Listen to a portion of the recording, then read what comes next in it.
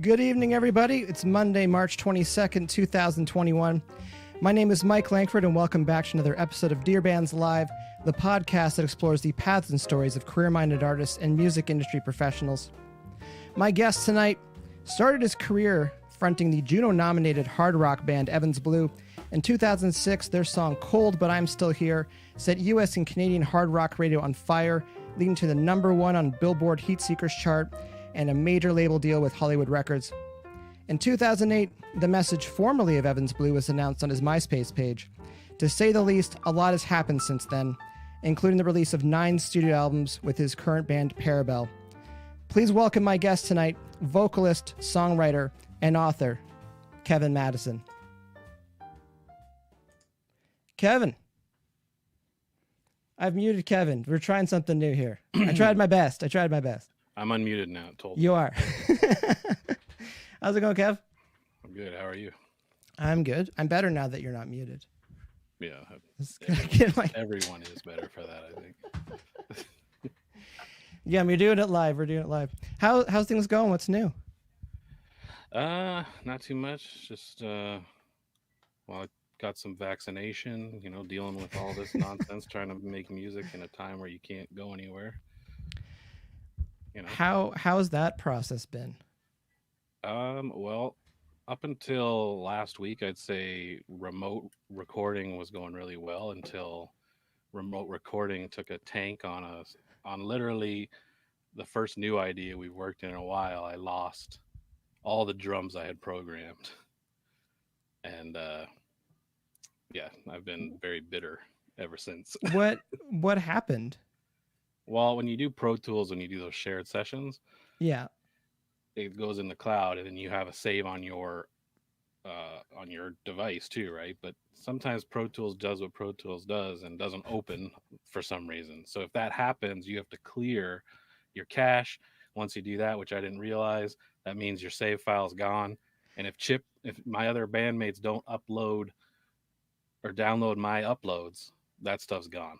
And that's what happened. Oh, that sucks. Yeah. Well, that's to say that the cloud still has its hiccups, but that's a major hiccup. I mean, feel like you've lost work. We did do our Blinding Lights cover completely that way, and it worked perfectly. So, segue to the song that we just put out recently called Blinding Lights, cover by The Weeknd.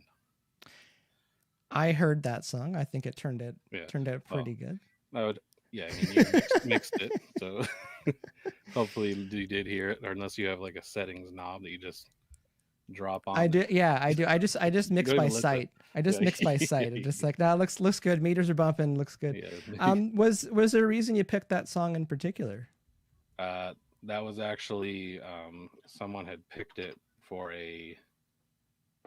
We did this kind of Kickstarter thing, and people were able to do covers basically, and that was one that someone had brought up.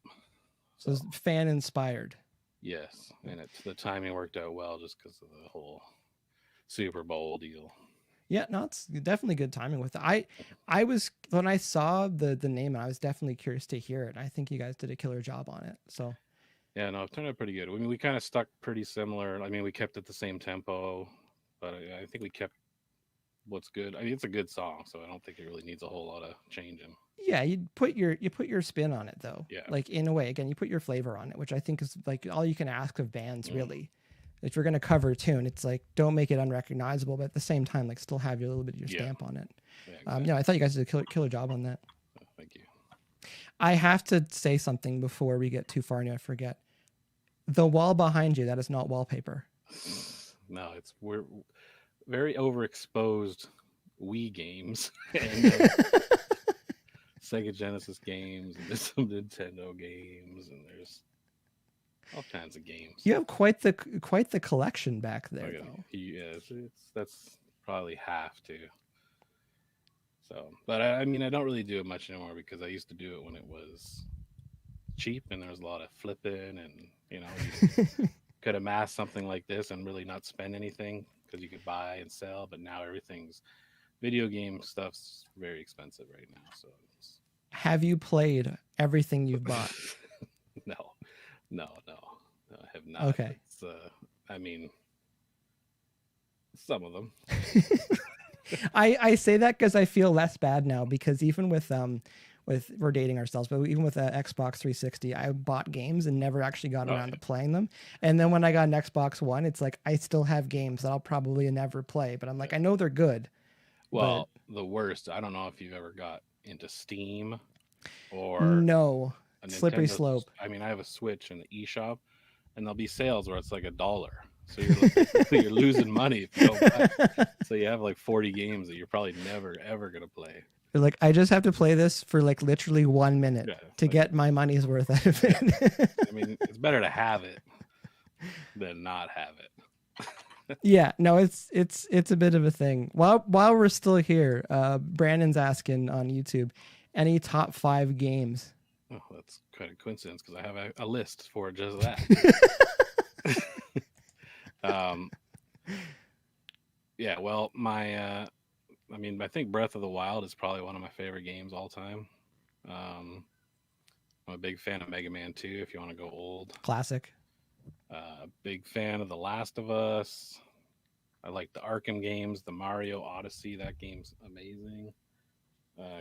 Child of Light. That's a really great modern game. Old stuff, I mean, yeah, the Mega Mans. I like Zelda 2 better than Zelda 1. Zelda 2. We had that growing up, and I remember thinking, because it was so different than the first Zelda, I'm like, this is terrible. And later on, I appreciated it more. Well, the funny thing is that I got my Nintendo. When I got my Nintendo, I had Mario 2, Mega Man 2, Zelda 2. So I basically came in. You just want to one up everybody else? Yeah, I'm like, came in right at the 2s. Did you? I had all the 2s. Not to go on about games, but did you ever play Mega Man 1? I did. Yeah. Not then. I played it more recently. Because I remember like thinking it didn't exist, because like back in our day, we could rent games from, any place that rented movies would rent video games. And I remember like never seeing Mega Man 1. And then some weird like gas station in Peterborough had it, and just thinking like it exists, but like no one ever seen it. Yeah, I used to rent games like a couple every weekend. And I never saw Mega Man 1 that way. It wasn't even around. Wasn't even a thing. Otherwise, I would have played it. But, yeah. Kids these days rented every game at my store in the time that it was there. No, kids these days with gaming, they don't know the struggles. They don't know hanging out at Blockbuster waiting for a game to come back. Or they don't know renting a terrible game, having it for the whole weekend, and it totally sucks. And you just got to convince yourself it's good. And it's you don't not have anything else. It's like, yeah. You're like, I thought Fester's Quest was going to be good. No, the worst is Taboo. It's basically like a fortune-telling game. I remember I remember the artwork for it, but I do not remember the actual gameplay. But from the sounds of it, there wasn't much. No, I don't think there is. It's just like here's your fortune for today.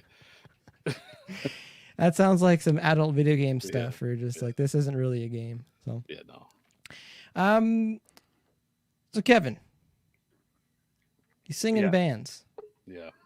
But if I'm not mistaken, you started out as a bass player. I did.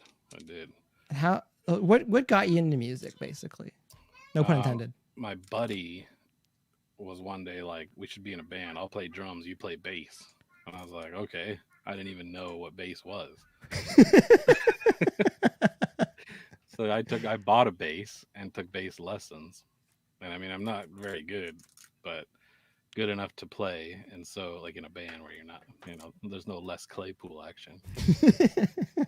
And so we started a band, and actually Pitter from Evans Blue, he played guitar.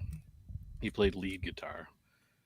And then and another guy played rhythm guitar. And yeah, we just played music. We didn't have a singer at all. So we just played we played Cumbersome by 7 Mary 3. Like we just did covers, but no singing. And then we were like, we need to find a singer. And so I really liked that song, Lucky by 7 Mary 3. And that was the first, I'm like, I'm going to try and sing it. And I did. And then the rest is pretty much history in terms of that. So I sang and played bass. then sometimes Pitter would take the bass and I would just sing. So that's kind of how he kind of got into playing more bass role. So we would swap out the lead for bass. Then I would just sing if it was a complex bass song. It's more involved. Yeah. On bass, so you just sing it. Yeah. So what was that transition like? Like how long did it take to go, you know what, I'm gonna just sing? Probably months. I mean, I don't remember exactly, but yeah, months. Where we would just jam music like we'd write songs but no lyrics. We just write music and play it. And then I think it started out like just jokingly singing, and then it's kind of like, you know, it's not bad. But it was back in the day when you would sing like everyone was singing like Creed or like Fuel. Right, So right. I sang more in that style. And then we started like we covered some Tool songs, we covered A Perfect Circle. So we would play shows, like we'd play those bar shows where you do like three sets or whatever. Oh, really? But we would always play originals, which I guess is not what you're supposed to do. So, they want to hear the hits. These are hits. Yeah. And that's what we did. We would play weekend bar shows with those tons of covers, and we'd probably played 10 or 12 originals too. And then we just did that for 4 or 5 years, and then I got out of it and didn't sing for even more years. And then Evans Blue happened. How was that, like a call out of the blue? That or there used to be this website that was like a band want ads. Do you remember what that was? That's how we found Mary too. Same website. But anyway, for me, it was always like Craigslist. Yeah, it for was like musicians. It was kind of like that, but it was only for musicians. And Lozon had posted a thing looking for a bass player and a singer. No, looking for I don't know what he's looking for. Anyway, I think a singer and a bass player, because I told Pitter you should come and just play bass, even though Pitter's passion was guitar. And of course, he's got all this stuff on here, like we got labeled interest and all this. It was a total lie. Anyway, we went, and it was whatever. He showed us some music, and we're like, yeah, that's fine. And but then Daryl showed up, the drummer, the original Evans Blue drummer, and he started playing, and Pitter and I were like, yeah, we got to see where this goes, because Daryl was so good at the drums, man. It's pretty solid. So we recorded 4 songs on our own. Saturnalia, Black Hole, some other ones I can't remember. And then we found Mary, the studio, which was, I think their ad said that Mike Turner was the owner. So we're like, we should go record there, because Mike Turner, we could say, oh, guess who did our album? Mike Turner. So that we'd have some kind of like, you know, I don't know, say. So we went, I think we did a couple songs, tried to do a whole album, I think, in 2 days or something. I'm pretty sure it's what we tried. For just for sort of like, I want to say framing, what's the word I'm looking for? For context, I was there when you guys came in. Yeah. And I think the plan was to do like your record in like a few days, but you had to get all your drums done the first day. And I think he did it. He did. His hands were destroyed. Yeah, his hands looked like Halloween makeup, but it was just like But obviously, like, there'd be more to it than that. But yeah, he did throw it down. Yeah, no, he did, and things were on pace to get a record done. At that point, yeah, I think we ended up doing 2 to 3 days, and I don't know how far we got. I don't remember, but then we had probably played up to that point 4 shows together, 4 or 5 shows, and so we had another show, and out of the blue, we got an email from somebody who said they were with Island Records, and they wanted to hear it. I don't know what that was from. I got a feeling that was some scam at this point, but whatever. We showed it to Mary. And that's when they decided to be like, do you guys want us to be your manager and you know, take over basically? Because they I mean, I don't think they believed that was anything. Actually, no, I think they actually did talk to whoever it was, but anyway, because I guess they liked what we were about. And so we just said, yeah, we'll do that. And then we took out a loan for 10 grand for the band. And we did a bunch of songs. I don't remember. I'm guessing we probably did 4. I think we focused on 3 or 4 because like we kind of like started over again. Yeah, we did. Yeah, we totally did, because I remember the songs that didn't make the album, or didn't even get worked on. The first song we ever did was "Stop and Say You Love Me." That was the first song we did when we had the signing with manager or whatever. And then "Cold" was in the second phase, because we did "Stop and Say You Love Me" and "She Fell." Mm-hmm. Those are the first 2 we did. And the only reason I think "She Fell" didn't make the album is because we did it so early that we were sick of it at the time. But anyway, yeah. So they basically comped the album essentially, like for free, in the hopes of getting signed. And then we paid whatever. And then, not once we did "Cold," and I think we had "Beg," because "Cold" and "Beg" got recorded at the same time. Sent those off, got interest, and then we're signed shortly after we finished the album, minus the tease, which came. We were well signed after we did that song. So, what's it like in the band's camp when you realize that you might be getting signed? Because a lot of bands, that's like the dream.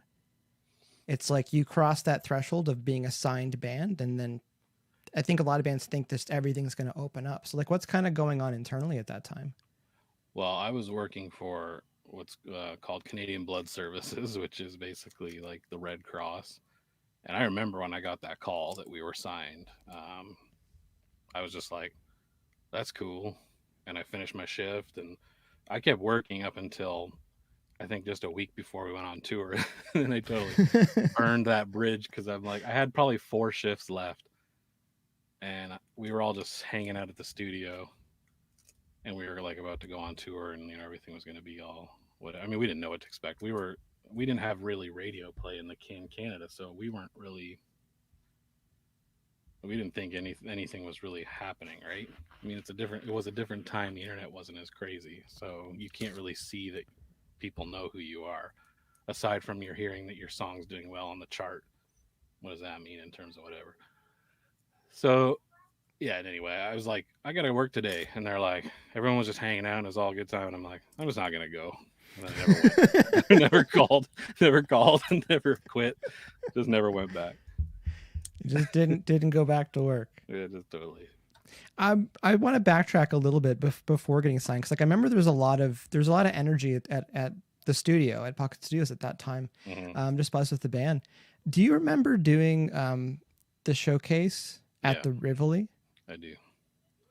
What was, for context for anybody, it was one of those like on paper, like music industry showcases where there's like 3 people standing at the back of the bar during like a lunch break. Mm-hmm. And they want you to go and be a rock band.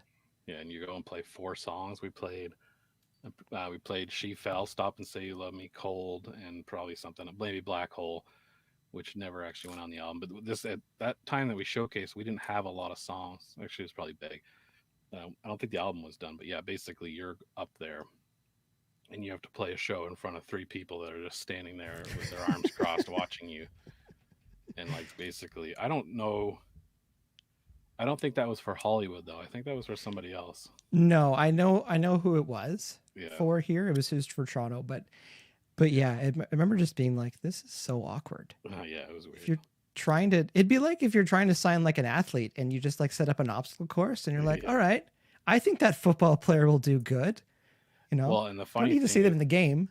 They signed us without even seeing us, Hollywood. And so we did showcase for them, but we just played a show in Burlington. It was one of our like last shows. And like, we got signed. We hadn't even probably played 10 shows together. then we were signed. So like we didn't really have that whole building phase. We got very lucky. Why do you think that is, that the band got signed like unseen?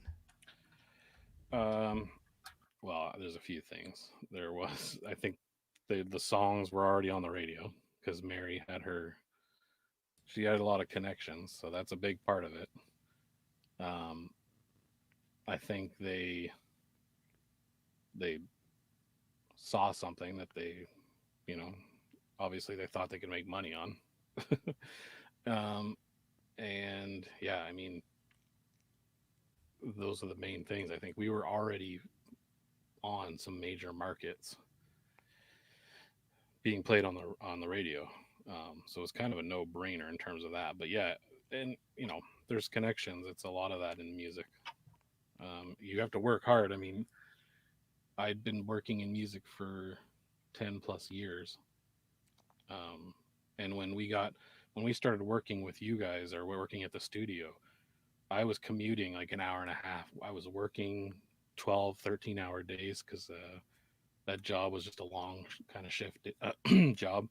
Then I'd come and practice, come and record. I mean, you're burning the candle on all ends trying to get this stuff done. And I think that's, people think that you get signed. And then once we got signed, there was a whole more work to do with the rehearsing and all that kind of stuff. So yeah, I mean, I think it's a combination of connections, good music, and some luck.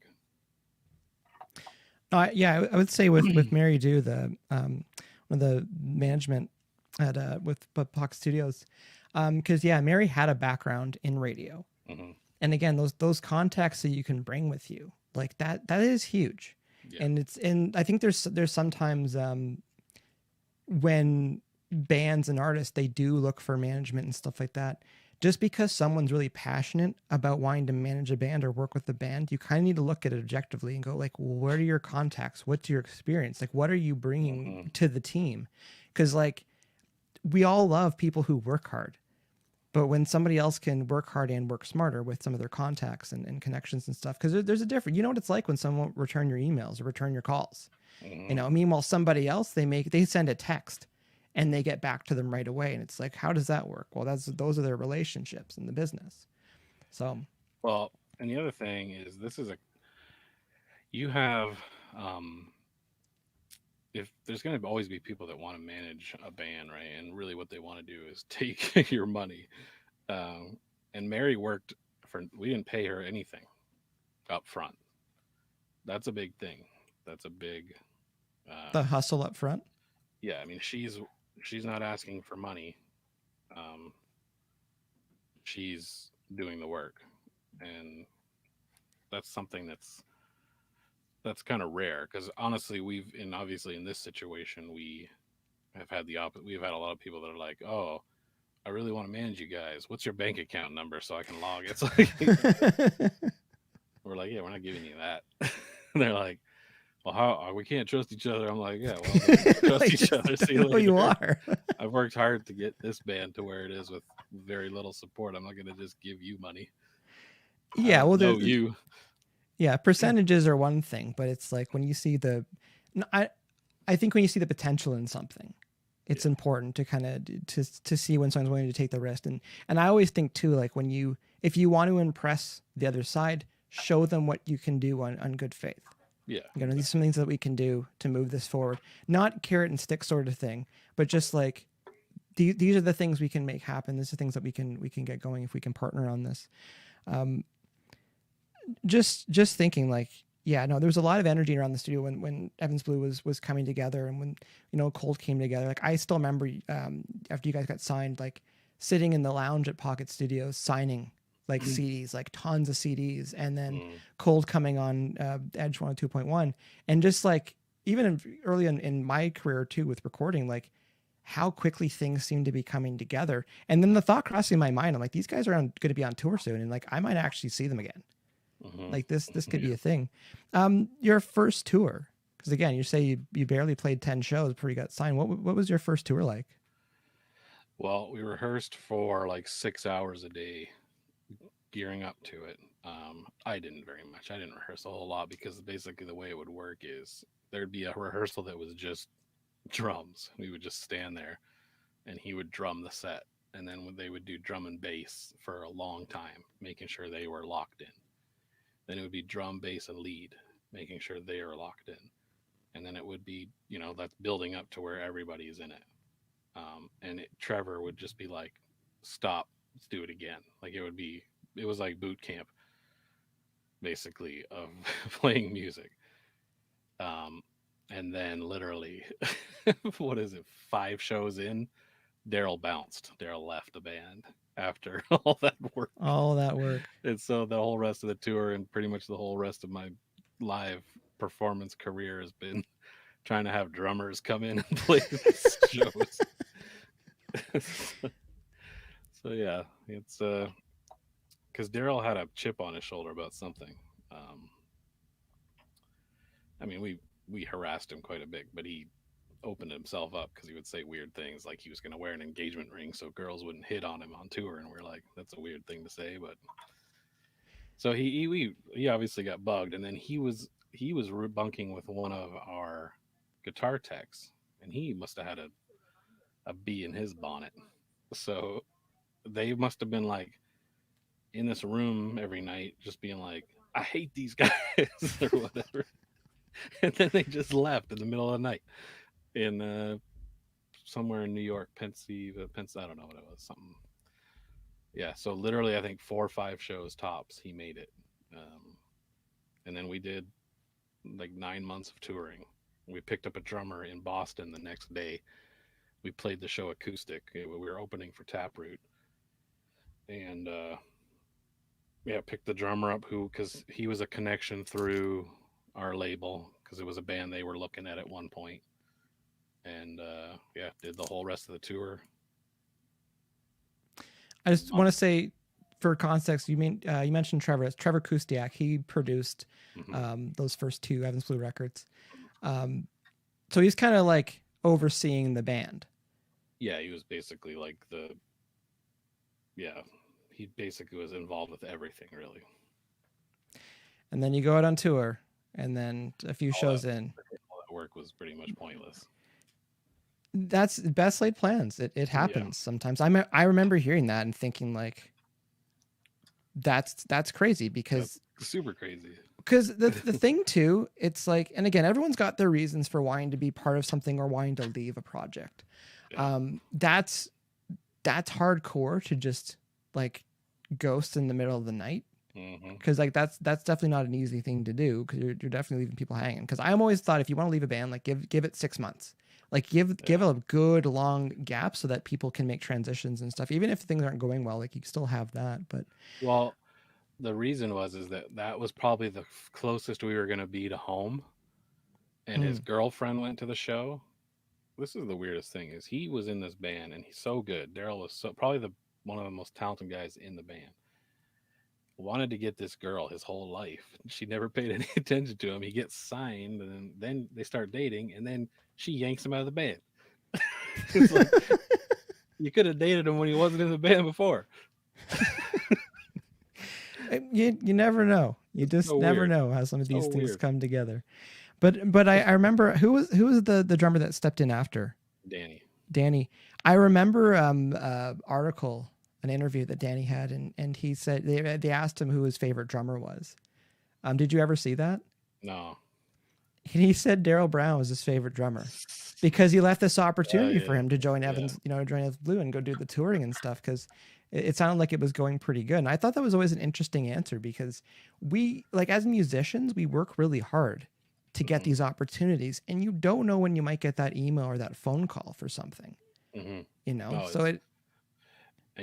came in, like I said, the first show, and he just developed to where we would play acoustic, and then he would just play whatever songs he could. So it'd be like we'd play all acoustic, no drums for like 8 songs, and then he'd come in and drum on 2, and then we just kept building up until he could do the whole set.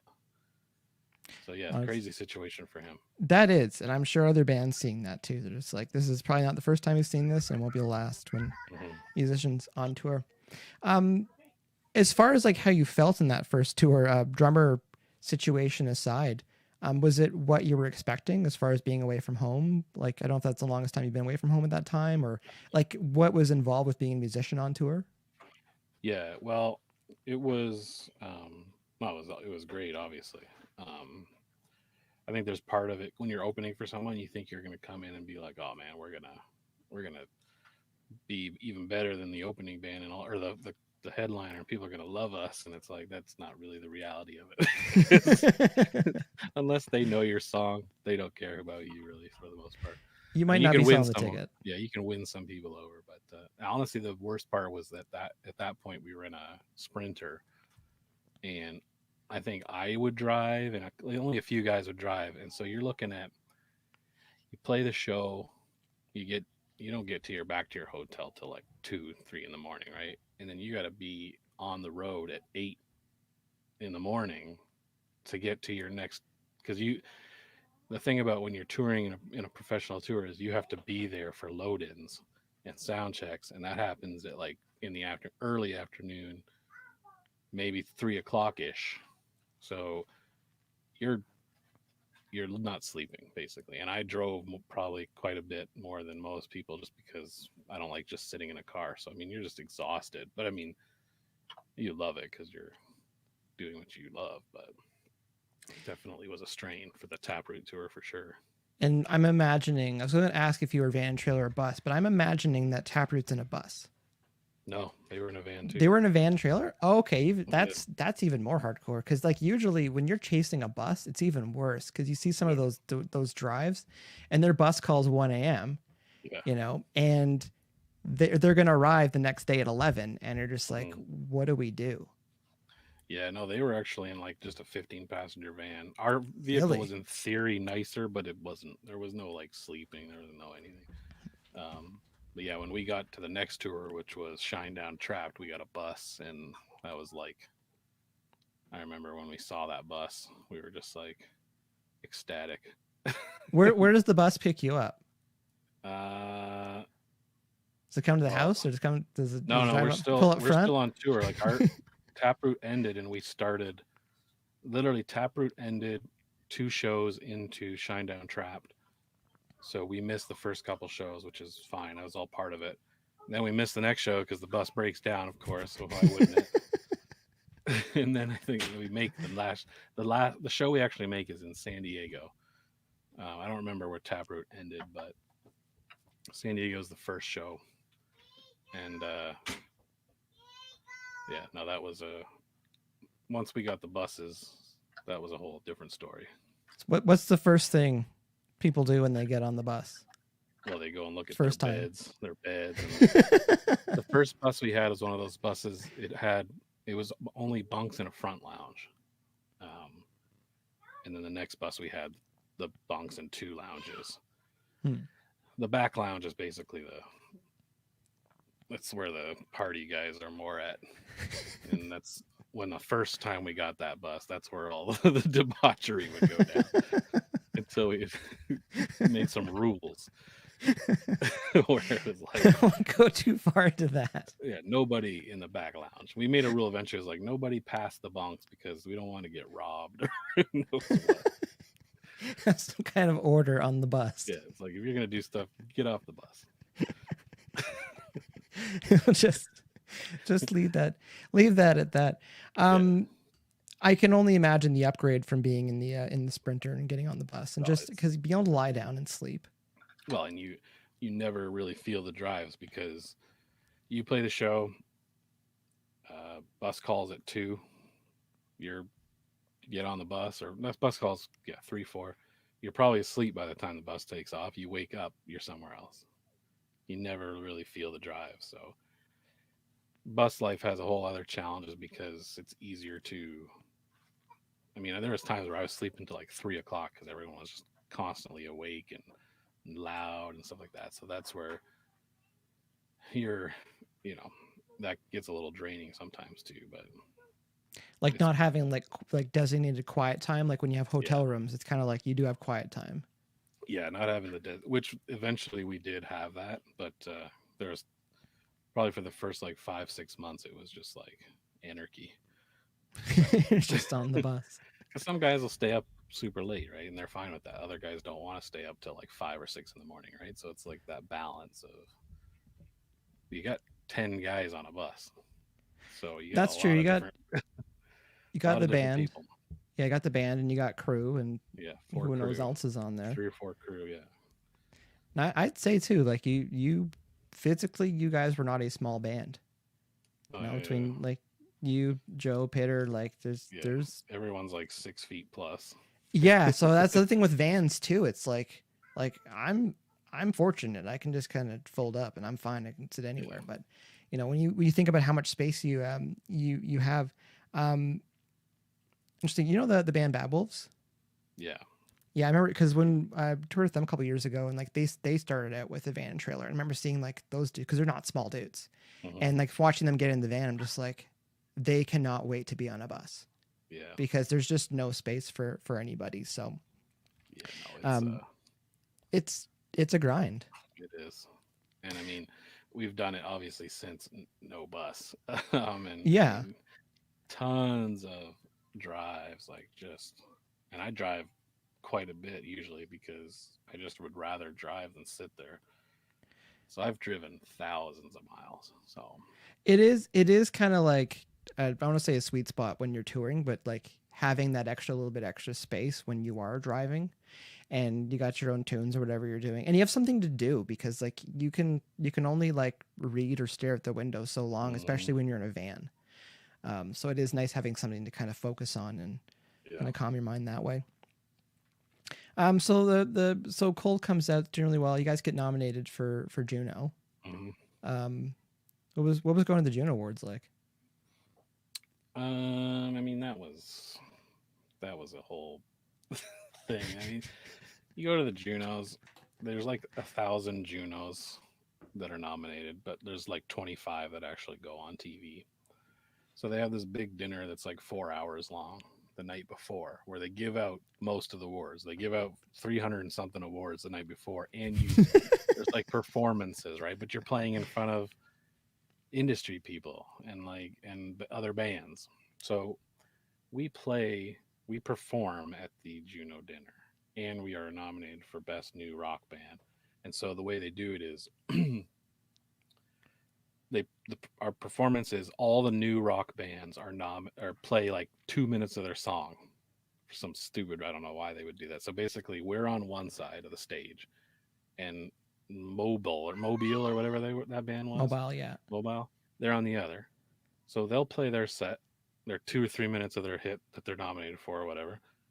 Then we play, and then now while we're playing, Never Ending White Lights is setting up where Mobile was. And not only that, we were the last performance. So everyone there is drunk and leaving. They're leaving. But our nomination was the first couple, like it was within the first half an hour. So we had to be there for 4 hours, and man, it was torture. It was like, just imagine your commencement in high school. It was basically that, only longer and worse food. That was supposed to be fancy, but then the next night is the Junos, which that's fine. It's at a hockey arena. I do believe my leg made it onto the televised because I was sitting right behind 3 Days Grace. The 3 Days Grace was there, and the funny thing is that nobody in Canada really knows who we are. So we're walking down the red carpet, and they're like, "Do you guys want to interview Evans Blue?" And they're like, "No, we're good." Like, right on. No, it's funny. In the for context, Junos are like the Canadian Grammys. Yeah. But the reason I wanted to bring that up is you're recognized in Canada, but like your success was down in the States. Yeah. And it's like it's hard for some bands when you're doing really well in the States and like no one knows who you are in Canada, but sometimes you can get a little bit of traction in Canada because you've got some clout to bring up from the States. Mm-hmm. And then vice versa. Someone can be huge in Canada and it's like they can't get arrested in the States. Yeah. So it's I mean, if I had my choice, I'd rather be bigger in the States just because the States is bigger. There's a lot of things we could do. We could probably fill an hour on why touring in the States is 100 times better than touring in Canada. Well, yeah, and that's nothing against Canada. It's just logistics. Yeah, it's logistics and spreadsheets. You're just like, touring Canada is definitely difficult. There's not a lot of places to play. No, and trying to get out of Northern Ontario, it's just like there's no equivalent down in the States. Yeah, of trying to get to where you got to go. So Cold's doing really well. Was there a point with Cold where like things were starting to, there's so many puns. It's starting to heat up where you're just like, this is taking off. This could be a big thing right now. Well, my first show ever in the States was at Best Buy, playing in Best Buy. I don't know why, but that's where we played. I'm like, so we're playing in Best Buy. Like, honestly, where's the stage? So we get there, we don't know what to expect. It's the weirdest situation. So we have no clue of how known we are at any point, right? We don't know that anybody knows who we are. We think we're going to go to Best Buy and there's going to be like 5 people there. And so we're walking out in the back of Best Buy, and then we're going to their little green room. And you're looking down the aisles of printers and all that, and the stage is set up like in front of the paper in like a big open, like they move stuff, right? So there is like a little stage and there's a crowd area. It's not like they've kind of cleared out a crowd area, and we're looking down the aisles and all we see are like tons of people, and we're like, that's weird. And then somebody's like recognized, they're like, oh, did you see that's Kevin and that's Parker and everything? And we're like, that's weird. So we get out there and we play like, I don't know, 5 songs, and the people go crazy, and we're signing autographs. I mean, it's like literally we're in Canada and nobody knows our song is becoming like a bit of a hit, and we're just nobody. We don't think anything of it, and literally everyone is like, we're signing autographs for an hour after I think our CD was in Best Buy that day. I think that's what the whole deal was. So you see your CD at the store. I mean, literally, like, if you're looking to play music, it's probably one of the most amazing things to have happen. And then we did then our first like real show was in Windsor. And then our next show was we did back-to-back in Windsor, same venue, 2 different nights. Then we played the Machine Shop in Flint. All like pretty much packed, and we were like, wow, this is crazy. Those were all our own shows, and then after that Flint show, we hopped on with Taproot. So people knew the songs and were singing along. Yeah, people they knew all the songs. And while we were in Windsor, we got our sales results for the first week, which was like 13,000 or something, which, that was the heat seeker,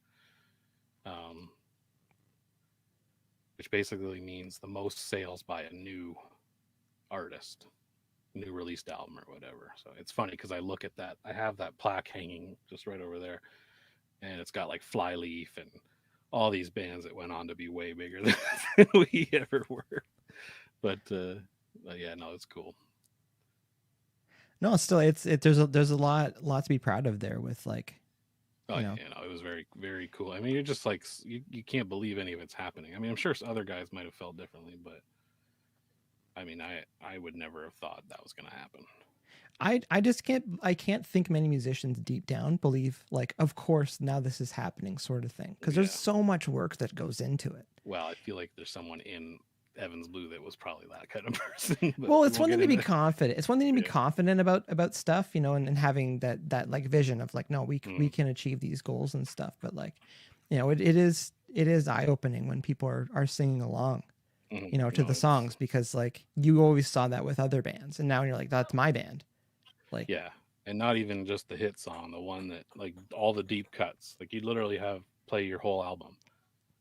Everyone's singing like every song, and this album's only been out like a week. You're testing the hardcore fan. You're just like, we're gonna dig up some B-sides. Yeah. Do you know them? Yeah. And they do. So the first album, success there. Getting into the second Evans Blue album. Mm-hmm. What was the train like for that? It's funny because we do that album, Um, and we didn't have a drummer really. Danny was in the mix, but this is the first time that we have on a time to actually sit back and say, what do we want to do? And we don't always, it's not really always the band's call. There's obviously other people who are, saying what they think the band should do. So we have a drummer change. We actually changed to someone in Toronto and work on some music. And then that got a little weird. And then Howard sends a DVD of him playing. And it's funny because what we were using as our test for a drummer was the song Beg. In the chorus, there's a part where cymbals it goes da da da da da. There's 3 accents in a row, right? No drummers would play that part. They'd always skip it. They didn't hear it. Well, Howard was the first guy that knew that part. And so we're like, this guy's good. So we fly him out. He does the album and we release it. They picked The Pursuit, which I didn't 100% agree with to be the first single. And it does all right. And then I don't even know if we really got a second single in the right way, because the label was being a label at that point. So what does that mean when a label's being a label? Well,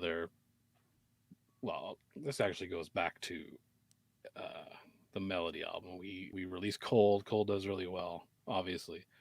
Second single, they want to release Beg, which is the song they signed us for, really. Beg was the one that they thought was going to be the big hit. We want to release Over. We release Over. Over does, I think, top 20 maybe. But the problem was once the way that Cold came out, it didn't come out all at once. It came out like Phoenix was playing Cold for a year, right? Almost. But Boise, maybe they just started playing Cold. So, and now it's taking off in other places, but it's dead in other places because they've played it for so long. Now Over comes in.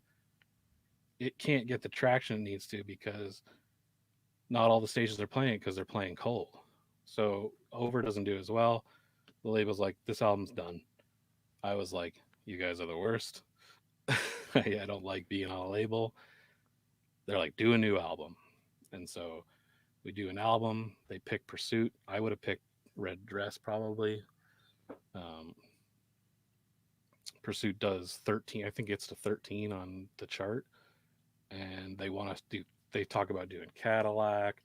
Then they say Cadillac, the lyrics are too dark. And then they want to put Pinup on the alternative station. And they're like, then they thought those lyrics were too dark. And then they're like, and then we kind of all just started to kind of dissolve within the band dynamic. We toured, just headlining tours, and they were decent. And then, the label just they weren't like gung-ho about a song. And then it kind of just fizzled. Why would a band kind of contest the song that a label wants to put out? I think it was, you talking about the Over Cold thing? Yeah, because to me, it's just like, if the label wants to get behind it, it's like, let them run with it. Because it's like, yeah, here's the problem is Over does well, and Over actually goes number 1 in multiple markets. It just didn't go high enough. So then Mary starts working Beg on her own. Beg goes to number 1 on every market she puts it in. But the label was like, no. So they literally called radio stations, were like, you need to stop playing their song, because this is a whole other bit, but the label is trying to push the band Sparta. A label can't push every band, right? They can't. There's a whole bunch of politics where this radio station is not going to play all Hollywood records artists. They're going to mix it up. They're not going to do it. So Sparta was like a I don't know, like a trendy band or something. I don't really know the whole thing, but they used to be another band, blah blah blah. So they were at the drive-in. They were half at the drive-in. Yeah. It was very important that album did well, and they decided to put the kibosh on our on Bag. I don't know what the reasoning was. We just wanted Over to be the single, and then the label used it over to kind of held it over our head after that because but Over did well everywhere that was able to play it full rotation, but there was Cold was in the way of it too. I think it's always just like an interesting because it's not an uncommon case with bands. I think the reasoning was that we didn't want to do like a ballady song second. Oh, okay. I think at that time, usually bands would do 2 kind of rocky songs and then a ballad. That was generally the method, right? So we figured if we had done something that's a bit softer, it would have pegged us more in that thing. Which obviously, getting anything on the radio is good, but when you're in the moment, it's a different time than it is now too. I mean, you want to have longevity on an album too. So, but I mean, in the end, the label did choose to do it. So, but they wanted us to know it was our fault when it didn't do as well as Cold, even though it did in some markets. Yeah, no, and I can see both sides of it, and it's like the label side, the investor side. It's like if there's a chance where they can hang something over a band's head or the product's head, they can go, well, we were right. Yeah. They should listen to us again next time. I'm not anti-label. I'm very pro partnership about things, but I totally get your point of view as a band too. We're thinking, well, we had our rock song and we don't really want to go at the ballad. So we want to have another rock song and then the ballad. And it's like, why can't we find a compromise here? Yeah. Like, why does this record have to burn so hot so quickly? Yeah. And then just, instead just force us back into the studio and start making a second record. We believed that the label would function in a somewhat rational manner, but they don't. They're like children, basically. For the most part, the thing about a label is everyone wants to take ownership of the success. Like, this guy wants to say because we would have things where we would do a song and then one of the guys from the label would be like, I want to try a mix on it. And it'd be like, okay, whatever, we don't care. So they want to have their stamp on something. Right. Which makes sense. I mean, they want to be passionate about it too, but it's very, I don't know. There's politics involved, it's probably way different now, to be honest with you. I think, I would say so, because artists have a lot more control these days. And it's like there's no shortage. Like even Chevelle came out saying, the 6 million records they've sold or something, they're like, we haven't seen a cent from those royalties. Which makes sense. Yeah, and it's like, well, that was the tail end.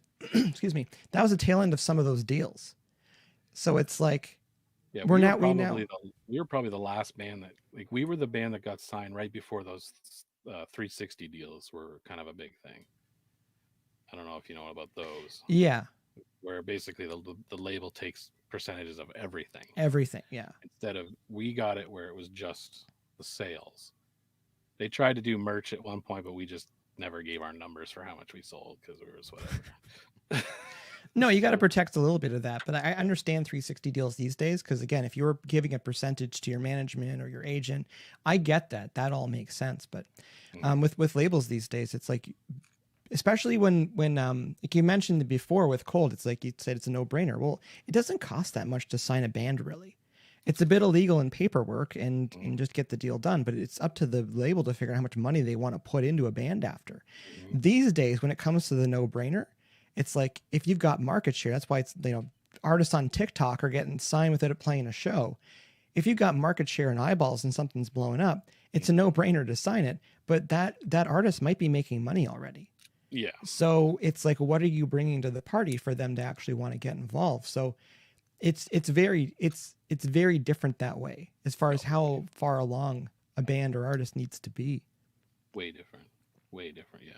And I mean, if you can be a band and get, fans on your own, but everyone else can do it too. So yeah. So you gotta have a song where you have robots playing bass and drums. Then you can get, or your freaking cat is on the vocals. If it's gonna sell, if it's gonna sell some tickets. Yeah, here's my band. We all play spaghetti as our instrument. 10 million views.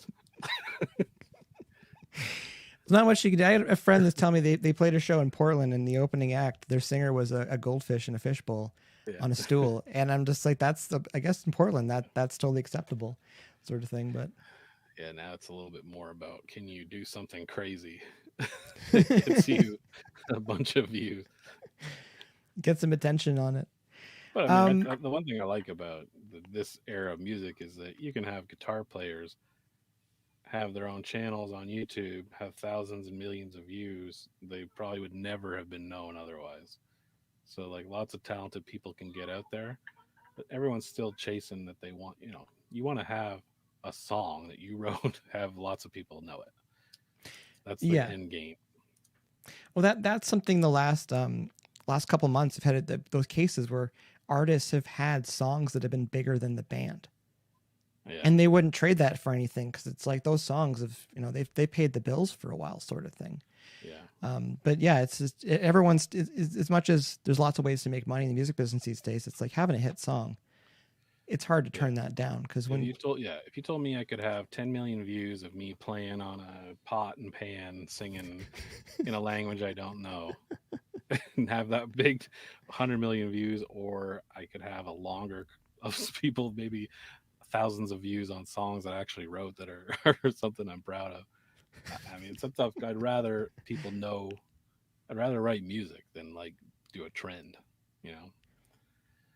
But well, again, that's the weird genre or age we're in right now. No, and that's the thing. It's like meaningful work. Like what's the impact you're leaving, and having something that does go viral. It's like that's one thing, but having a song that people would still be listening to 10, 20 years down the road, like, people can say what they want about some one-hit wonders and stuff like that, and some like hit songs of the past, but it's like we still listen to them. We still reacted to them.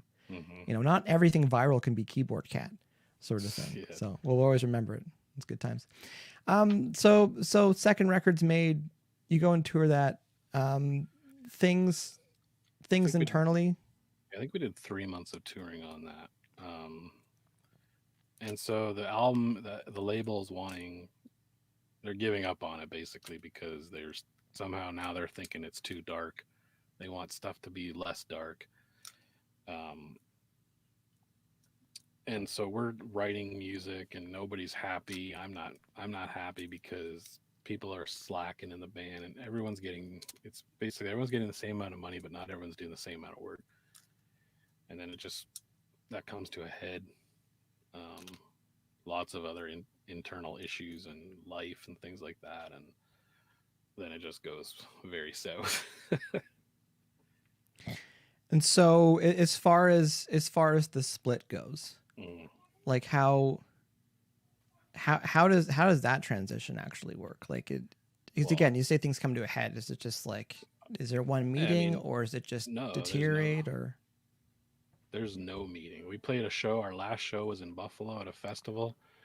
I left. I went and hung out with a friend. I didn't go back with the band. And the next day, couldn't log into MySpace, and I literally have never really heard from anybody again after that. It was literally that. And then just some legal stuff that had to be sorted. And the big mistake that I ever made was sharing my ownership, which that's what I should never have done. I should have kept my 50%, but I split it evenly with the band, which that was the biggest mistake that I made.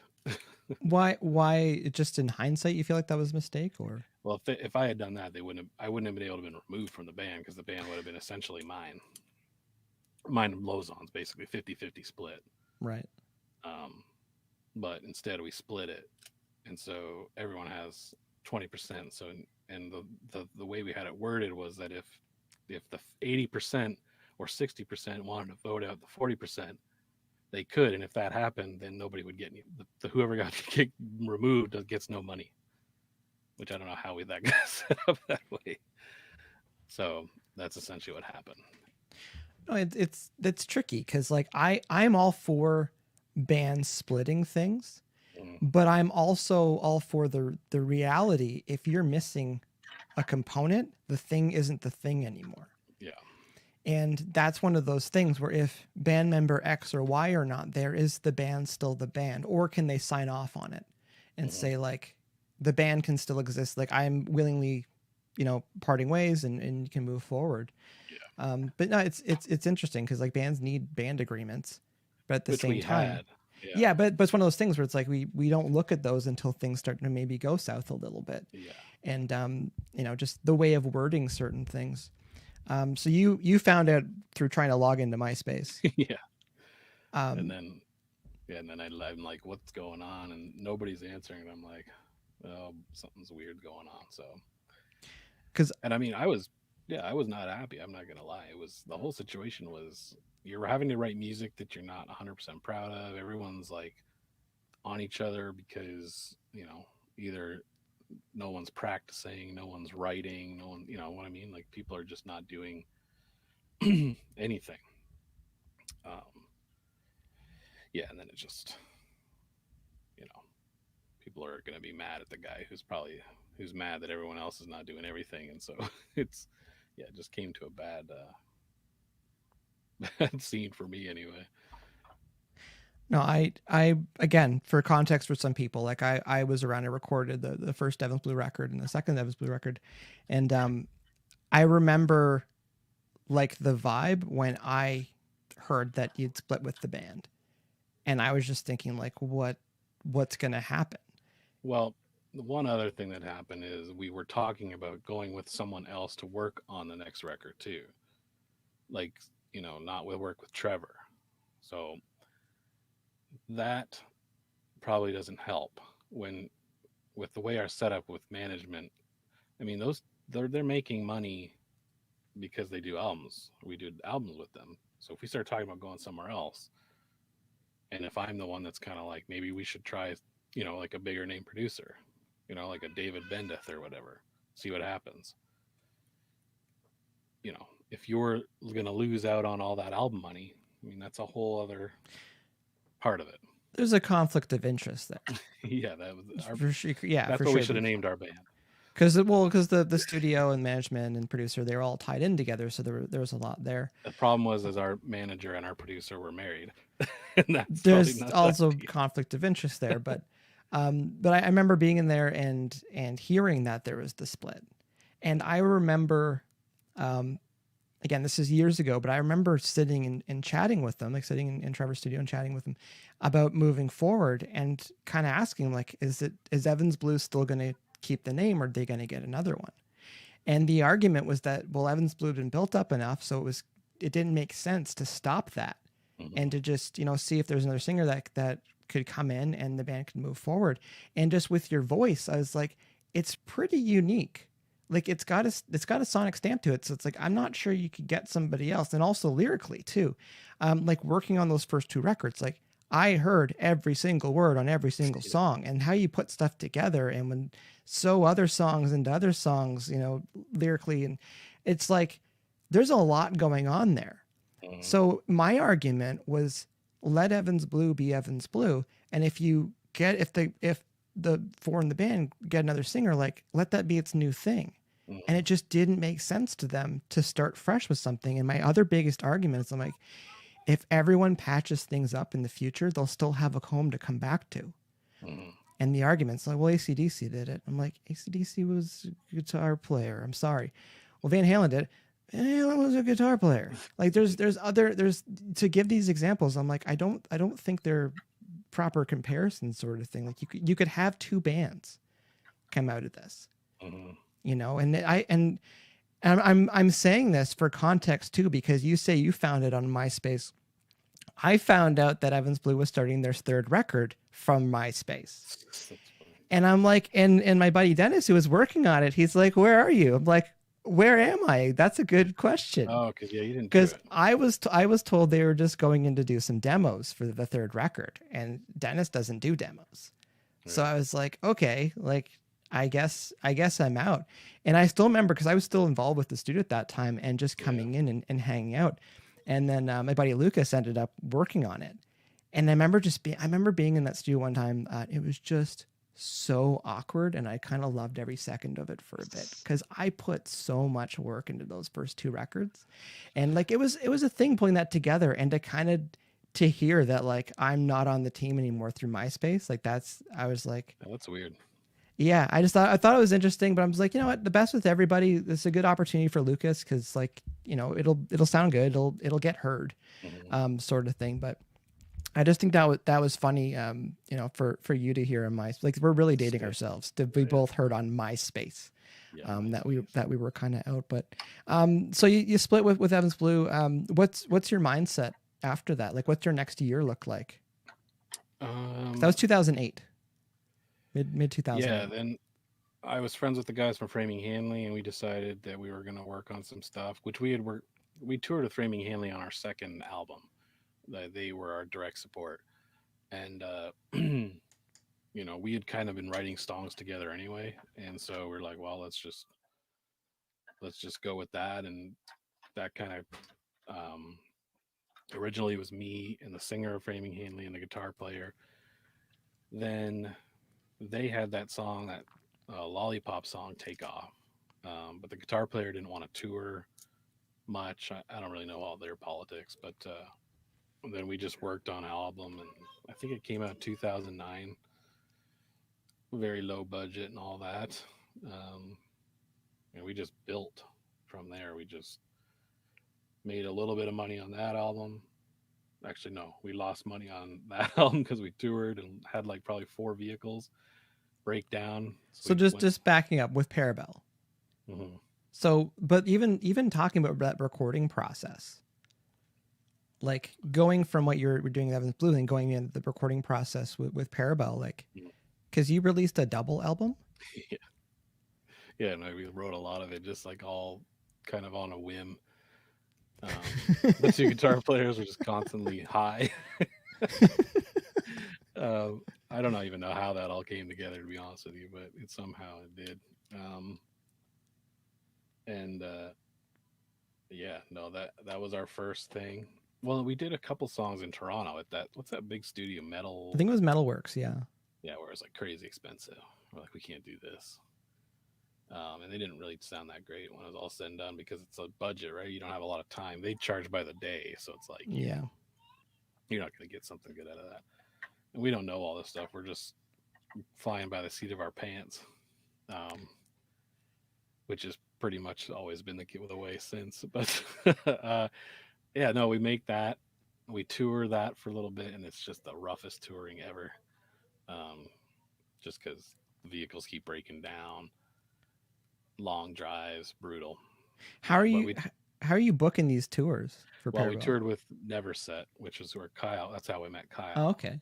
And their singer was he tour manages. Well, I don't know if he still does, but after his band kind of went south, he tour managed for 3 Days Grace.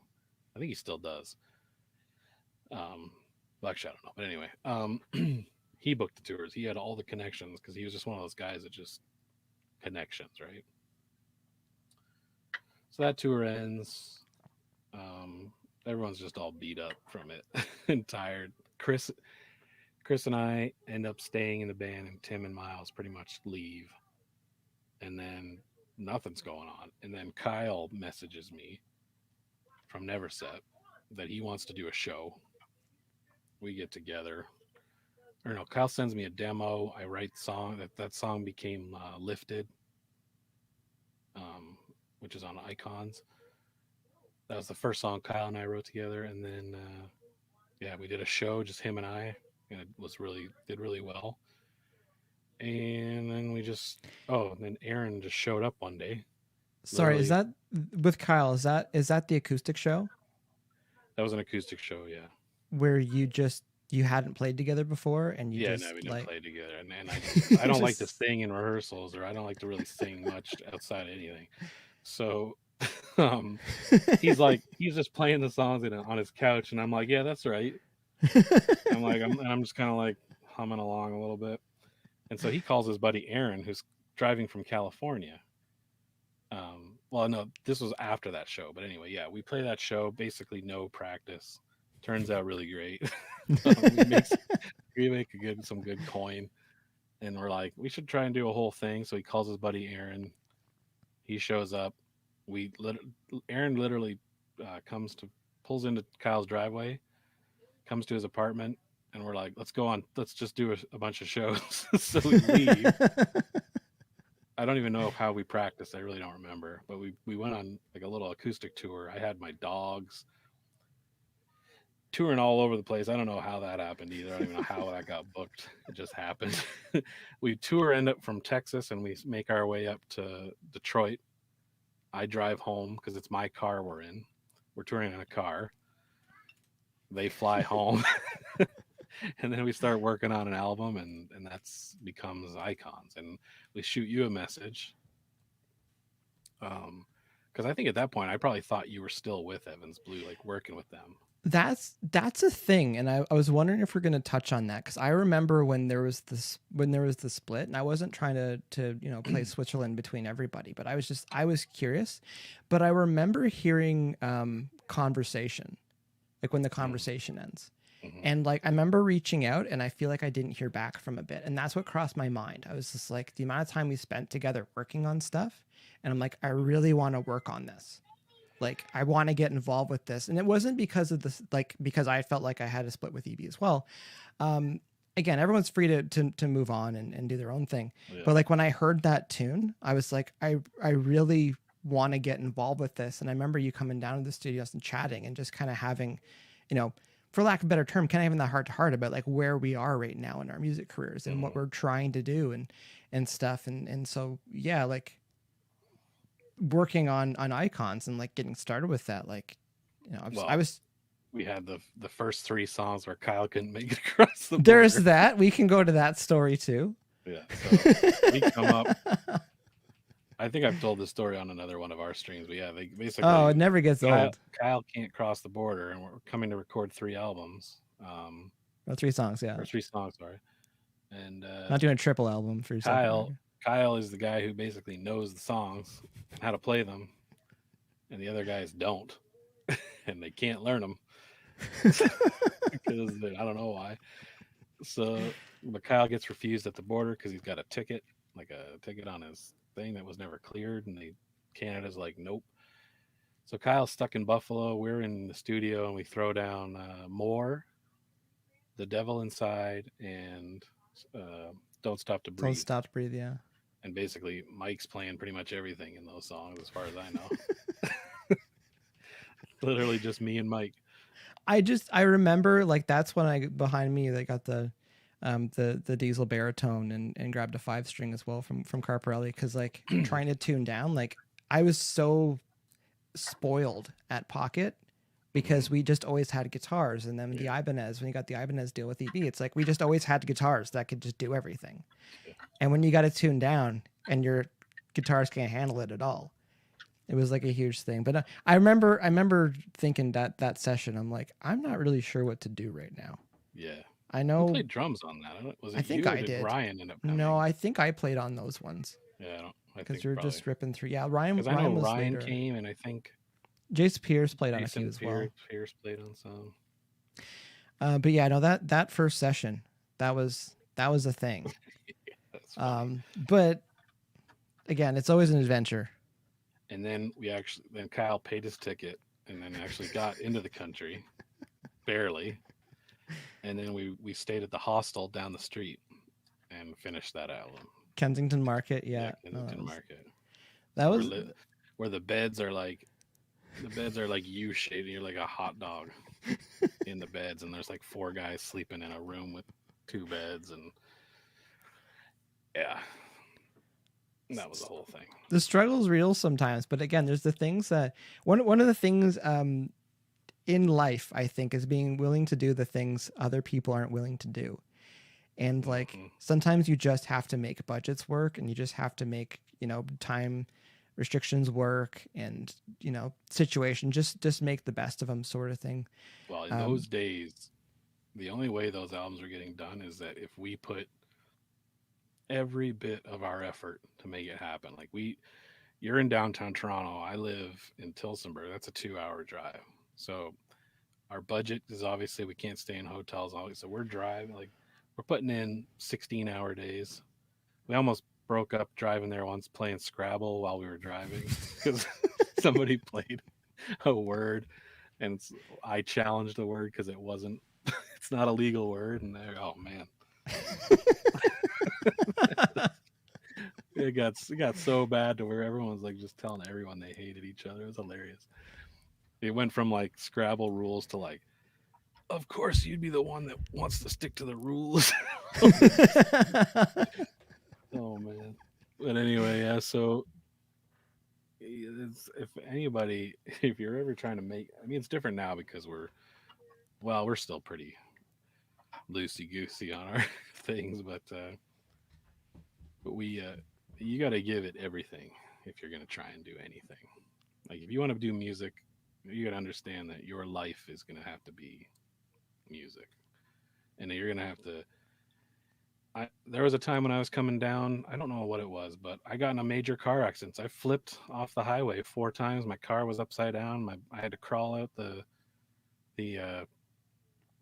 door. I was in the snow. My phone had broken half. Like it was a massive accident. Well, I crawled out of that car, got in an ambulance, got taken to a town, got my other car, and drove to a session that I had to get to.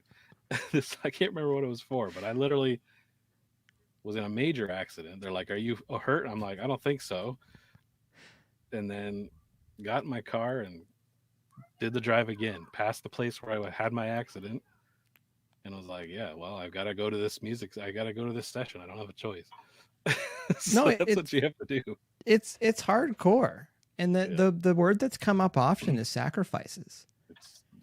You miss birthdays, like you miss events, you miss other things because like, and also like if you're in a band with 4 or 5 people, it's like there's 4 or 5 people making those sacrifices as well. Yeah. And if you're not, it can cause some tension. It can cause some issues because like it's not easy. No, it's not a 9 to 5 with 2 days off a week. Yeah. So, and it's funny. You'll take people on tour, even just like maybe a weekend where you're in the middle of a tour where you play every day or every 5 days a week, 2 days off, like every other whatever, right? And I'll take people and they'll be at the end of their 4 days they're just like, I don't know how you guys do this. It's like, what? I can't do anything else. This is what I want to do. I don't really care how much it sucks, because it's the minute you go on stage, all the other stuff is kind of like whatever. This is why I did it. This is why I put up with all that crap this day just to do this. And if you don't feel like that, then don't get into music, because you're not gonna last. You're gonna have a lot of miserable times sleeping in bed. One time we slept on a bed where we stuck 2 beds together and had 6 guys sleeping across. I had to sleep where the seam was. That's like when someone's I had to walk uphill both ways to school to snow. Push 2 beds. I had to sleep on 2 mattresses. I had to sleep in the middle. I didn't even get one whole mattress. Two halves of it, not even 2 halves, two sixths. Try not sleeping on 2 beds at the same time. Yeah, 1/6 of one mattress and 1/6 of another. Yeah, no, people they don't realize sometimes like just how not fun it can be. But as you're saying, it's like, that high of being on stage makes another 23.5 hours a day worth it. You get through all the crap you have to shovel. You're like, we're trying to get there. And still, like, even to bring it back to earlier, it's like when you see someone singing your songs in the front row, you're like, no, this is kind of worth it. Yeah. And it's something most people aren't going to understand. Like they're going to, money and all that aside, it's like, if it's what you are passionate about, you're going to find a way to do it, or you're going to, what else are you going to do? You're going to sacrifice for something that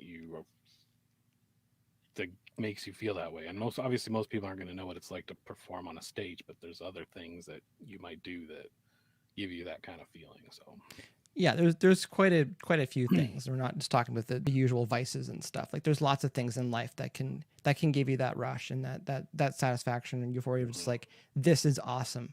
This is where I want to be right now. We could probably fill like 3 hours with Parabelle alone. I tried to count quickly on Spotify. Is it 9 records? I counted Summit Borderline as 2 records because Summit Borderline dropped in the ocean, the double album. So is it 9 albums total now? For Parabelle? Yeah.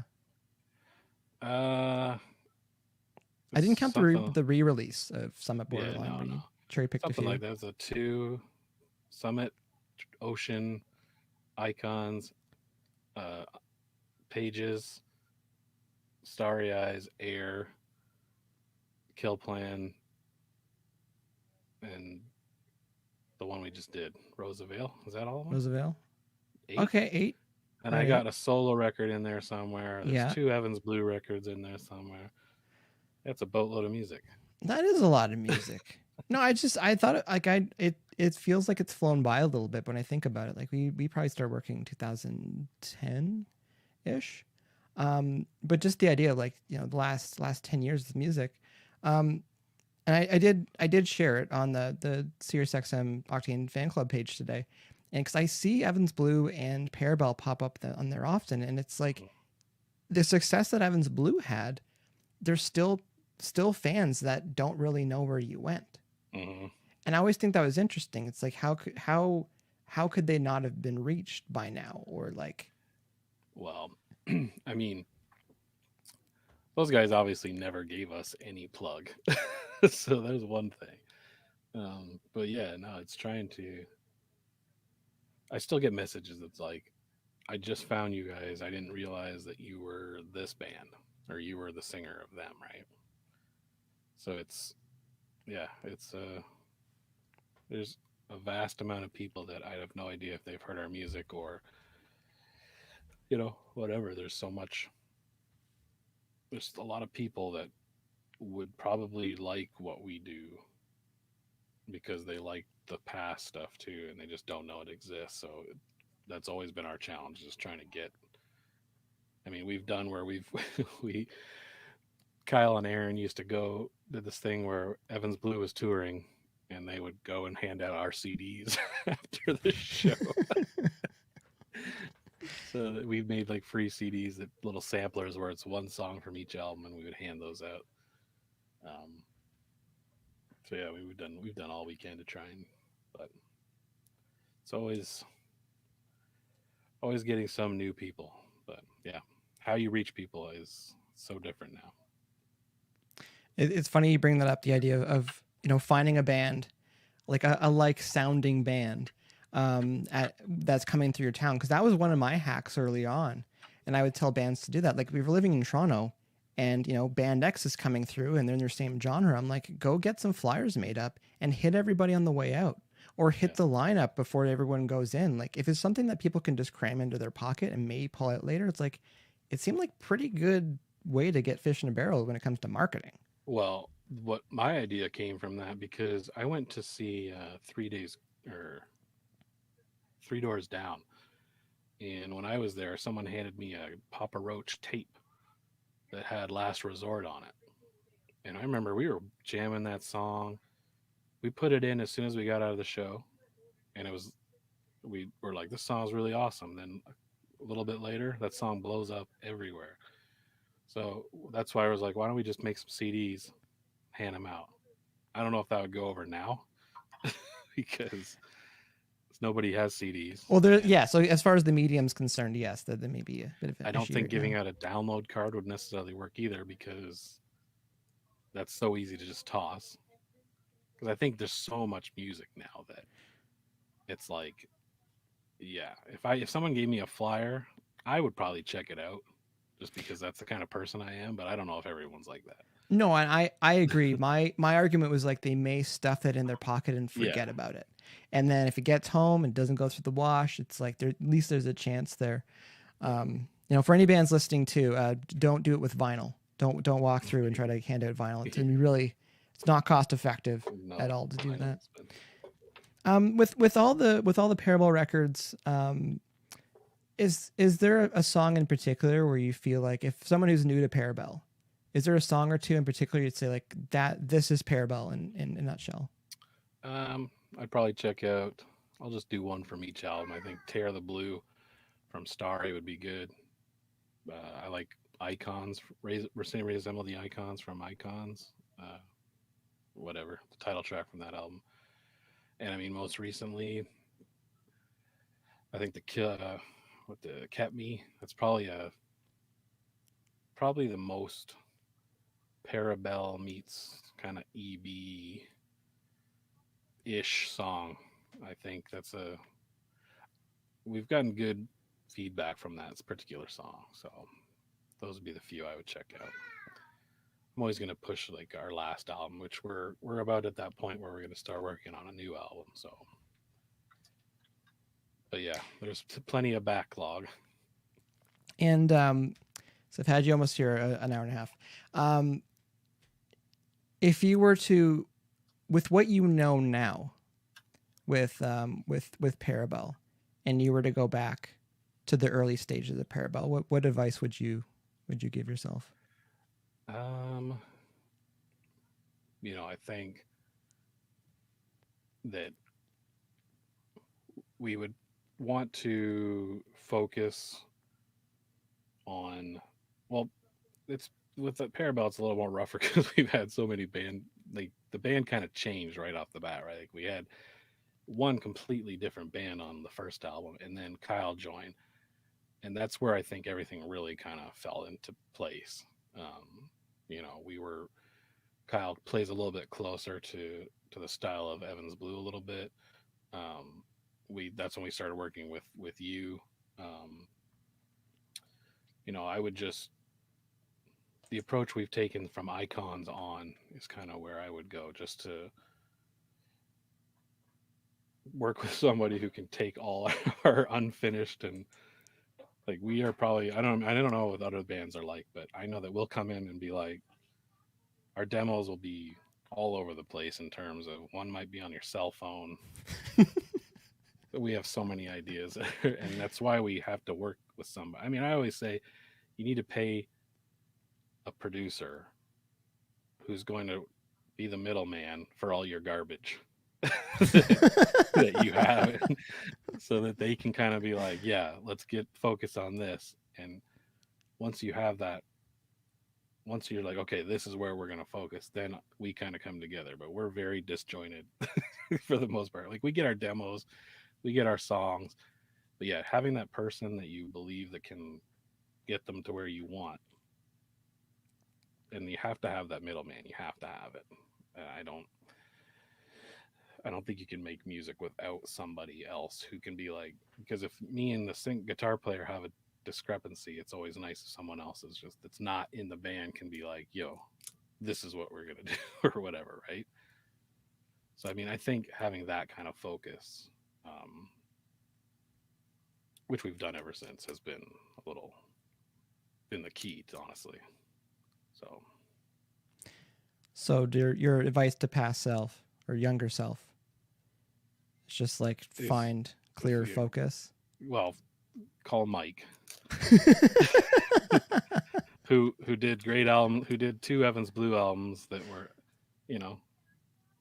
obviously I was at pretty much all those sessions, but I didn't really know how it was all working, right? So I just knew that you were there recording stuff, but there's so much editing, right? That's the kind of stuff that until you really appreciate what that is, I don't think you can understand how important it is. So as we've been making records, obviously we get a little bit more involved, so we know more about the music making, which I think helps make it stronger overall too. So, but I think my advice to any new band is just find somebody to work with who believes in what you do as much as you do. Just so, I don't know. I know that's where the money comes in, though. That's obviously, you have to pay someone who's to work on records, but if you only have a little bit of money, make one really good song instead of trying to make 10 mediocre songs. That's always going to be important. you could definitely invest a bit more in those first 2 or 3 songs. Yeah. Because again, like you can get the amount of time it's going to take to do a double album, for example, versus how much to, because again, like and you are paying for people's time. And Yeah. and I would say too, from a production side, when people talk about editing, because sometimes they consider it a bit of a dirty topic to talk about, and it's like I always think of it as it's hair and makeup for our photos. It's the idea of like this is how we want to present ourselves. Mhm. And there's a lot of work that goes into making sure that like the records that we hear, it's not a band just showing up and just playing and you hit Mhm. record and then it gets mixed and then it gets sent out. There's a lot of work that goes into the details on them. And like and I like that. And I'd also say like early on with Evans Blue, like Mark McAway mixed a lot of it, but there's a couple times it got sent out to some other mixers. Mhm. And when Michael Barbiero's like working on it or Nick Gazesky's working on it, you're like, I need to make sure there's nothing they're going to say about it. So it's Right. like I made sure those sessions were really clean, really defined, really obvious what we were going for. They're still going to be able to mix it, but I just remember thinking like, I can't mess this up. So there's a lot of extra hours making sure that, because there's times at studio at Pocket where it's like I would miss the last bus at like 1:45 a.m. and I would just stay there, Mhm. and then I would wake up at 5:30, go home, get showered and cleaned up, and come back to the studio Yeah. because it's like it just need to get done. And you're thinking about people that believe in what you're doing. That was my mindset as I was part of the team, and you're doing this for the team. Mhm. And again, even when we got to the point where we're working with Parabelle, it's like we find ways to make it past any of these roadblocks or hurdles that we have.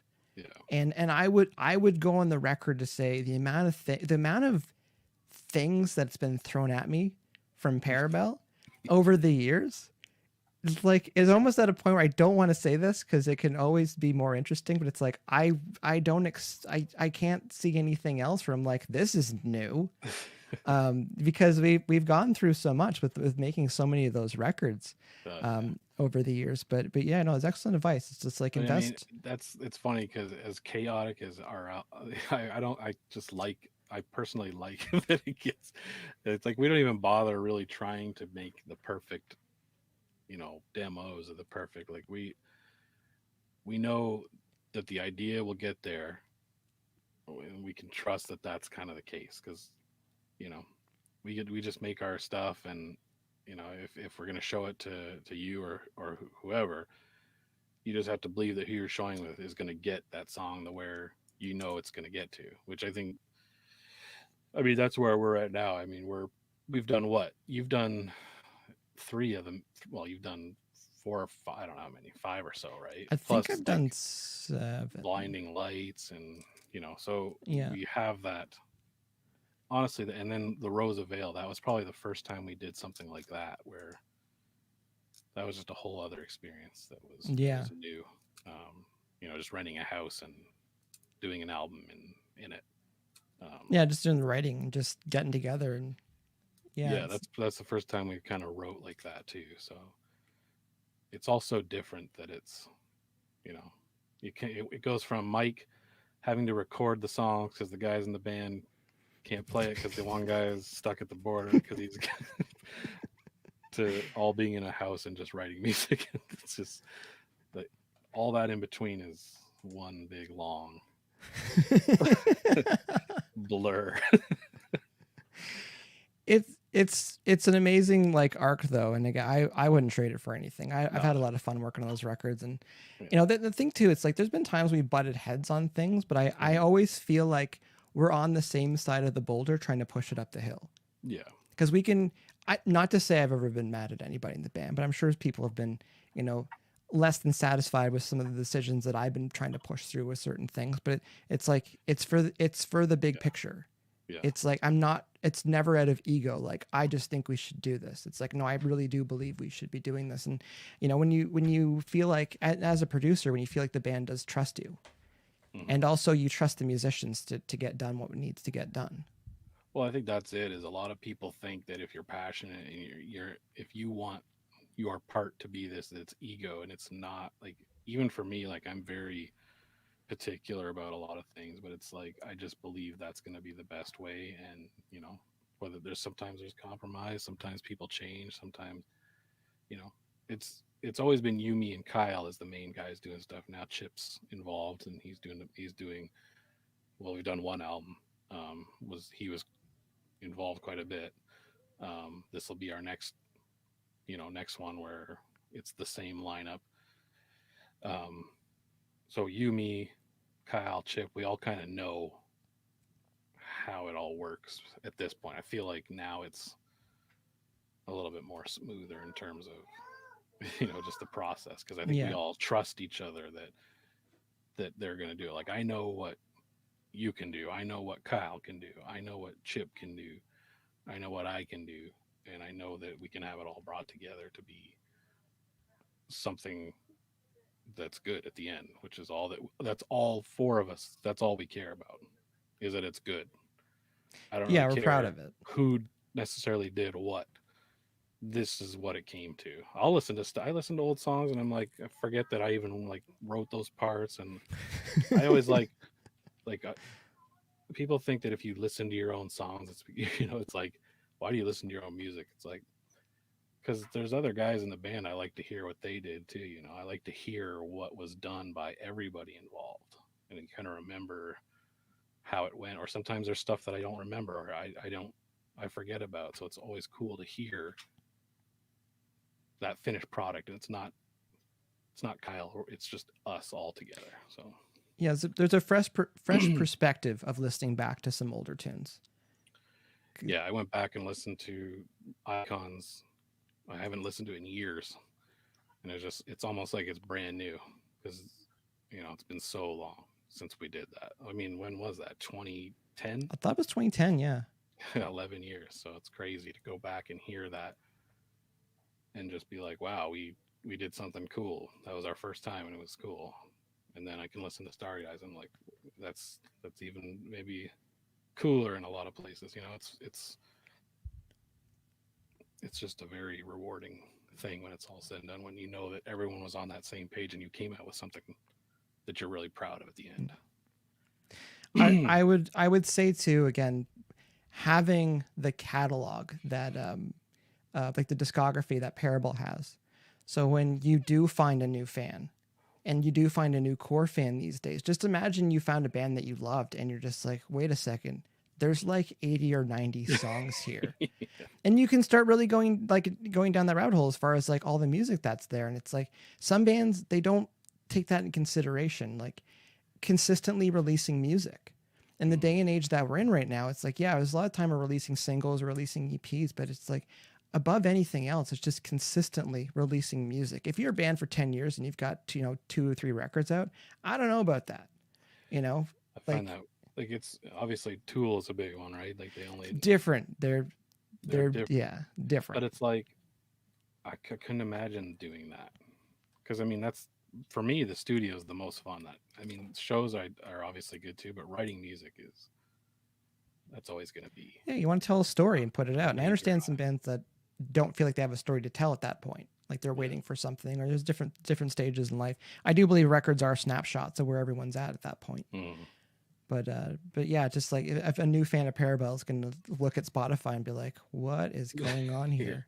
And then obviously there's some acoustic, some are not. They'll be like, it's weird. Some people think that we're just an acoustic band. I've had people be like, I didn't know you guys were an electric band, because we do like acoustic records too. So yeah, there's a lot to go through if you're going to become a fan of ours right now. Minor segue. I got one more question. One more thing I wanted to chat about. You put out a book. I did. Do you want to chat about that for a couple minutes, or? Yeah, no, it was mostly it's like a collection of writings. It kind of goes through song lyrics, sort of, or where the songs came from. I write differently now, so I don't really have a lot of things like that anymore. But it's just kind of the things that I would write. I actually am looking to get back into writing like that again, because I haven't done it since Evans Blue, really, because I used to have you remember MySpace had those little, you could write big notes, right? And like a blog or vlog or whatever they call it, blog. And then they took all that down, and I was just kind of like really, it was depressing that they took, because I didn't even have a copy of anything I had on there. But thankfully, Right. someone had saved it, like a fan had saved it and sent it to me. So I'm looking to get back into that. I would like to do an actual novel at some point, but that takes a lot of focus, and I'll start lots of them, and I kind of lose focus. So, but yeah, it's it's like 200 pages ish. Just a lot of creative writing. Yeah, it's been a while since that. I don't even remember when that was. Yeah, no, I remember that because like just when the book came out, and then just how it tied into some of the lyrics. Because again, like working on those Evans Blue records in particular, it's like getting into like the nitty gritty of the lyrics, and just I always thought it was awesome. And to me, like that was like love the vocals, but the lyrics. It's always been something that I've loved being a part of that. With all the songs I've worked on with you. Yeah, I mean that's something I take a lot of pride in. It's funny because I failed grade 11 English because I was just such a poor student. But then I took grade 12 English writing, and that's kind of where my teacher was super cool, and we would have a lot of creative writing like assignments, and so that's where it kind of all started. And then yeah, it's just people have dug it. Like I said, I'll go back and listen to stuff and be like, I really wrote that. I don't know. That's just good. That's good. I'll look at lines and be like, that's a good line. Sometimes I'll think in my head, I'll be like, who wrote that line that's like really cool? And I'm like, that's me. I wrote that. Or I'll see people on Facebook with a quote and I'll be like, that's a good line. And then I'll be like, wait a minute, that's my lyric. That's cool. But yeah, no, it's something I've always taken a lot of pride in. So last question. So almost we're gonna go 3 hours if I don't. Yeah. If I don't, last question. Lyrically, tying it in. Lyrically, what's your favorite song you've ever written? What's the one where you're just like that's the one. From like anything. Anything. I mean, some of my favorite songs like Painted. That's one I've always really been. There's a lot of metaphor in it. There's a lot of Painted and Icons are up there with some of my favorite lyrics that I've written for sure. But yeah, it's like when I'll write something and it comes together, because a lot of it's just kind of, I just do a lot of freestyle writing, and then when it all comes together, I'm always like, yeah, that's really told a message that I like. And yeah, Painted's one that I've always just been, I really like how that came together. Yeah, Painted is on my short list for sure. And then the another one is Quote. Remember the first time I heard that, I was just like, I get goosebumps thinking about it. I'm just like, this is awesome. Well, that just whole how album was kind of weaved is very, that was written in a way like they were all kind of woven together. But yeah, I remember that was basically the last song, and then the tease came after that. But the Quote was kind of like the bookend of the album. Yeah, no, there's a lot of things that I'm proud of in that first album, and all albums really. But yeah, that was the first one. You're never gonna forget your first. Yeah, there was Lightning. There was Lightning we captured on that first EB record for sure. And again, it's just the strange and twisting path to get to where we are today. Yeah.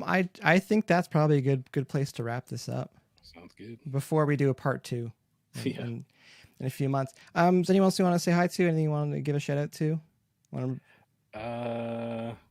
Saw Will was in there. Will Shawley's in there. Shadows, bro. Yeah, Will likes that. He really likes Devil. I always thought that song could have been something. I wish we could have sold that song to somebody. It feels like that could have been like a country song or something. Well, you can always find someone to cover it. I gotta sell it to Taylor Swift or something. Or her sister. No, I just everyone that's on here. It's I see these names all the time. And they'll buy every record. We have a state by state where we've been working on forever. The pandemic put a pretty big hit on it, but it's pretty much done. We're just waiting to. I can't get in the States till I don't know when, and I have to be in the States for when that comes out. So. Yeah, it's been difficult going over 12 months now. Well, I mean, that used to be a pretty good part of my income, and now it's all pretty much gone. So it's been tough. It's been tough to say the least. And now they've managed a way to make it even worse. Canada has anyway. US is like, let's go. Where can everyone find you, Kev? YouTube.com/ParabelleTube is the band. I don't know what my Facebook is. I think I don't know what my Facebook is. How do I find that out? All right. Well, I'll have you put that on there. In the details below. I'll have the links for all this on the YouTube video and the details. The links, Mike, all the normal ones. I'll do that. Nowhere else. All right, sounds good. I think that's a good place for us to wrap here. I just want to say thanks to everyone that took part in the chat, that's joined tonight. Again, it's fun here. This is live. Any questions that we didn't get to in the comments, we will get to that as soon as possible. Again, I'm Mike Langford. This has been DearBands Live. We chat about the paths and stories, career-minded artists, and music industry professionals. Again, my guest tonight, vocalist, songwriter, and author, Kevin Matisyn. That's our time tonight, everybody. See you later. Thanks for watching.